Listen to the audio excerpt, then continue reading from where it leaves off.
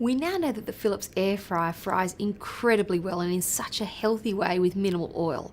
But what we also now know is that it grills beautifully, so browning off foods and finishing off foods just works so well. So with grilling things like cheesy garlic bread or these beautiful zucchini boats here, I'm going to be using another Philips accessory to do that. So I'm going to be using the grilling tray. So it's a space maximizer.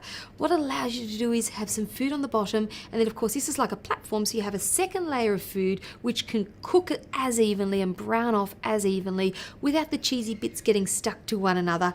Or a great idea for this also is to put spicy foods on the bottom and not so spicy foods on the top, or vegetarian and not vegetarian, or sweet and savory. So it's a space maximizer and also a food separator. So it's a really, really great little accessory to have. Again though, this is a Philips genuine accessory. If you had something that you felt that you could use that is heat resistant and is suitable to use in an oven, you absolutely can use it in the Philips air fryer. So here we go. I'm going to take out the basket. I'm going to put in some of this beautiful cheesy garlic bread. A couple of pieces in the bottom there. Side by side, grab this little rack there and pop that on top. So what that's effectively doing is giving me that double story or second layer to now put in some of my cheesy zucchini boats. So zucchini I've cut lengthways and I've scooped out the fleshy or the seeds and the fleshy bits, and I've just filled it with a little bit of cheese and a little bit of spice. If you wanted to, you could put some pesto and cheese and spice or whatever you want to do. In the recipe book there is actually a reference there, so that'll give you a great start. This recipe book's a great kickstart to all those fabulous recipes that you want to learn, or to using your own recipes and actually just tweaking them a little bit for the air fryer. So when I say tweaking them, we talk about time. You're using a lot less time in the air fryer than in a regular oven. So it's now been 5 minutes and I'm going to take the drawer out and check out the cheesy zucchini boats and the cheesy garlic bread.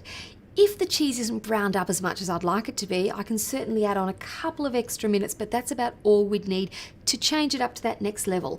Remembering that different cheeses also brown off at different times, but the beauty of the air fryer is that if we add on extra minutes, so if we cook for longer periods of time, we're going to change the depth and the texture and the colour of the cheese, but we're certainly not going to dry out our foods, because the beauty of the air fryer is it locks in all of that moisture whilst it's browning off and frying things up beautifully. So here we go. Perfect for me. So 5 minutes and the zucchini boats are browned off beautifully. That cheese will be beautiful and melted and drippy, but crunchy and finished just like as if it was in a grilling element.